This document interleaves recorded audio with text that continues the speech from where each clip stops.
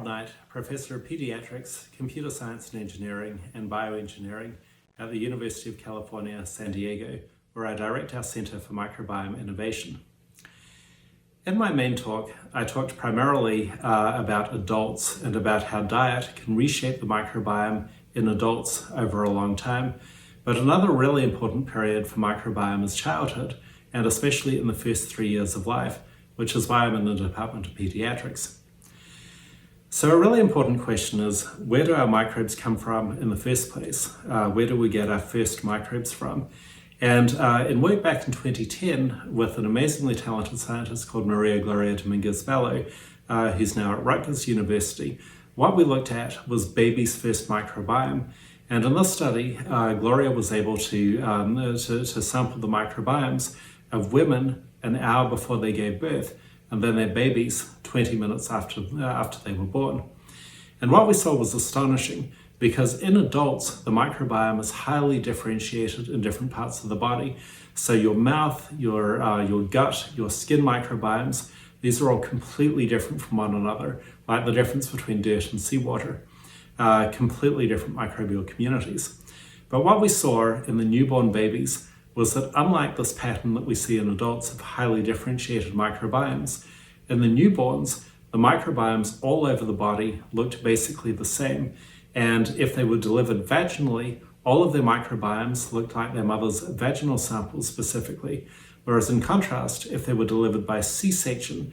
so they hadn't had any contact with the birth canal and the microbes in the birth canal, all of their microbiomes from all over their body had a totally different profile, looking very much like skin and not like the vaginal microbiome at all. And so this is amazing, because what it suggests is that when you're born, what happens is that you're coated in your mother's microbes if you're born the way that until recently every mammal who survived to adulthood had been born over our entire evolutionary history. So in more recent work with Gloria, and this was published in Nature Medicine in 2016, Gloria wondered whether it would be possible to restore that missing microbial heritage to babies who were delivered by C-section, who had been completely isolated from the microbes that they would have got, lactobacillus and so on, from passing through the birth canal. And so she was able to recruit 3 groups of women. One group who were going to deliver vaginally, a second group who were going to deliver by C-section with no medical indication, and then a third group who were going to deliver by C-section, but then who were going to swab the baby all over with their vaginal microbes right after the baby was delivered by C-section. And what we're able to show in the study was that amazingly, for a range of different kinds of microbes, including lactobacillus and Bacteroides and S24/7, what we saw is tremendous restoration by this delivery mode where they were exposed to vaginal microbes, where for many kinds of microbe and for many sites of the body, their microbiomes a month later, not just right at birth, but a month later, resembled the microbiomes that we would have seen if they had instead been delivered vaginally. So this is very exciting, because it provides a possibility for restoring this microbial heritage that may be missing at birth with delivery through C-section. So that's what happens right at birth, and then you might wonder what happens after that in terms of our journey through the microbial map. And in work with Ruth Ley, who's now a director of the Max Planck Institute in Germany, what we were looking at was what happened with one infant over the first 2.5 years of life. So this is one of those N=1 studies, but it was remarkably informative, because this infant was delivered vaginally, and what we saw when we were just tracking the gut microbiome from the meconium, the first fecal sample produced, and then successive fecal samples over the first 2.5 years, was amazingly informative and set the stage for later studies with hundreds of other children.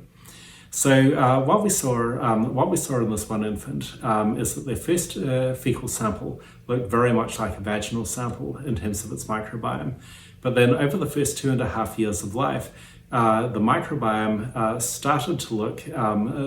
look more and more like an adult fecal sample, slowly progressing, although there was a lot of back and forth in this process, but slowly progressing towards the adult state, where by 2.5 years, basically the child had the microbiome of an adult, as defined by the Human Microbiome Project.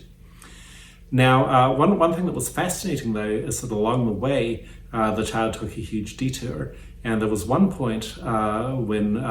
they received antibiotics for an ear infection. And what we saw was that the antibiotics caused a huge regression of the microbiome, undoing months of normal development in just a couple of weeks, followed by an equally rapid recovery in just a couple of weeks. And then by the time,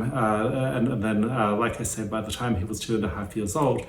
his microbiome looked very much like the microbiome of an adult, as defined by other projects like the Human Microbiome Project.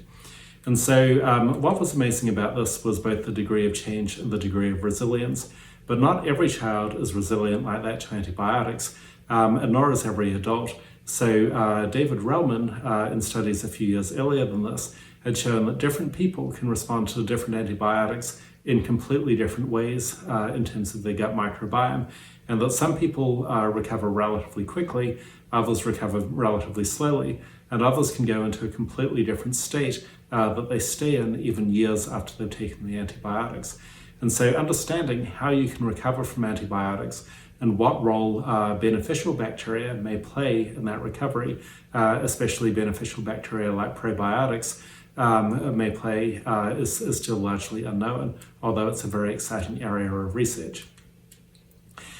So these patterns of development are so strong and so consistent that you don't need to do a longitudinal study where you very expensively track one individual over time to be able to see the patterns, but you can do what's called a cross-sectional study where you just look at a whole lot of people of different ages.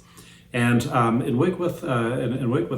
Jeff Gordon at Washington University and a number of others, we were able to show that cross-culturally, when we looked at an African population, a South American population, and a US population, that approach to the adult state was very consistent, where most of the change in the gut microbiome was over in the first 3 years of life. And then what we saw was that the microbiome was relatively consistent after that,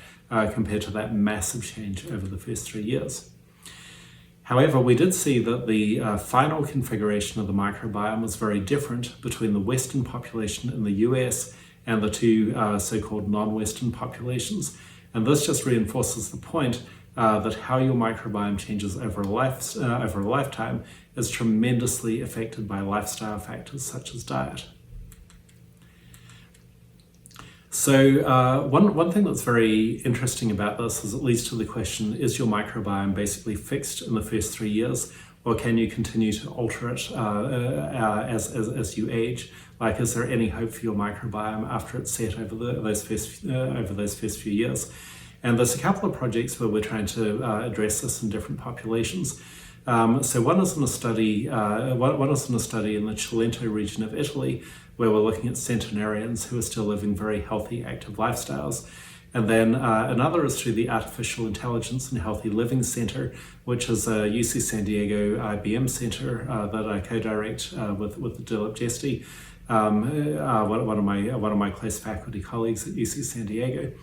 And one thing that's been very exciting there is using artificial intelligence to tease out those much more subtle patterns in later in life. And we were recently able to show that different kinds of microbiomes have their own clocks, where we can read out your age to within about a decade by looking at your gut microbiome, but within 3 or 4 years by looking at the microbiome in your mouth or the microbiome of your skin. And so understanding that you have this aging relationship with the microbiome, where I can basically tell how old you are from the microbiome to within some margin of error, naturally leads us to wonder, well, what's happening at that margin of error? So do people who look especially young in terms of their microbiome for their chronological age, do those people with young microbiomes tend to be healthier overall, and are they living healthier lifestyles, eating healthier diets? Whereas in contrast, do the people who have chronologically the same age, but who have microbiomes that look older, are they experiencing accelerated aging in other ways?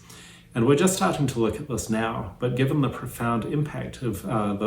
diet and reshaping the microbiome, we're very excited about the possibility that you might be able to make your microbiome older or younger by changing modifiable factors of your lifestyle, like diet and exercise.